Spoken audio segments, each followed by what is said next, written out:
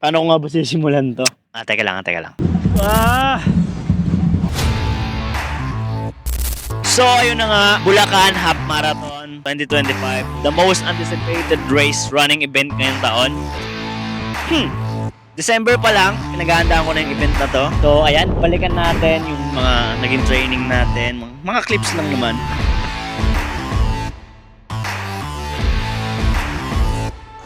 So, ang ganda ng training natin. 9 weeks na magandang training. Sobrang kondisyon. Pero pagdating ng race day, hindi na tayo makatulog, B. Kahit sa sasakyan, hindi na ako makatulog. Kaya pagdating ko ng race event, kabado ko. Ayun, kitang-kita naman. Buti na lang nandiyan yung team. Kaya. Nag-cheer sa atin. Kaya! Kabado ako, B. So ito na nga, Gunstart na. Wala na atrasan to. Ito na. Malalaman na natin kung kumarga ba yung mga pinagagawa natin sa buhay, B. So ito na, last 3, 2,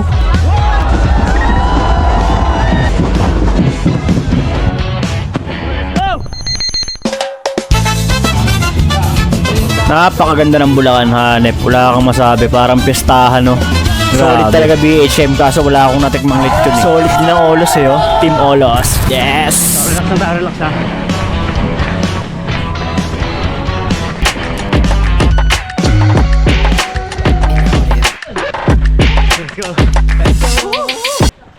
Uy! Go! Hindi ko pala yan. Ayan.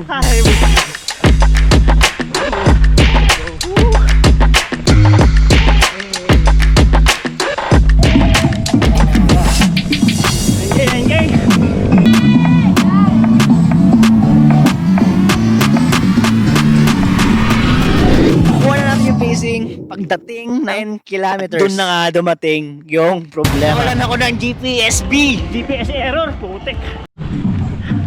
Hindi ko na alam anong mararamdaman ko, B. Sabi ko wala na akong magawa. Tumagi na sa isip ko mag-DNF, pero sabi ko marami akong pinangahawakan dito sa race na to. No matter what, mahit ko man o hindi yung goal time natin ng 1:42, tutuloy natin. So yun nga, race day ready tayo. No excuses. Hindi naman GPS yung tatakbo para sa atin. Paan natin, B. Yung katawan natin, B.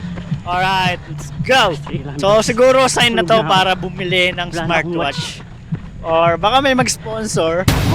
Bigay naman! So ayun, ang hirap din talaga, B, na may feel na lang yung pace natin, no? Hindi ko pa kabisado yung lugar. Hindi ko alam kung nasaan na ako, kung malapit na ba sa finish line. Pero buti na lang ito, approaching na sa finish line, tanaw na natin. So kaya na to, secure na to. Yung target time nga lang, hindi ko alam kung may-hit or bahala na. Mahalaga natapos natin. Woo! So ito na, moment of truth. Let's go!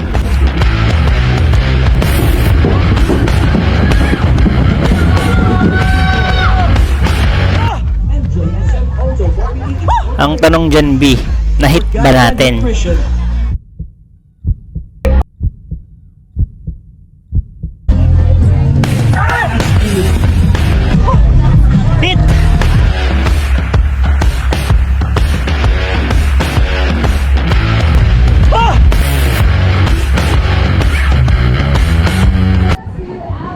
Thank you, Lord.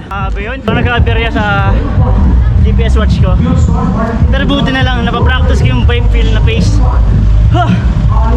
Hindi ko lang, 142, pero lagpas. Pero secure na yun.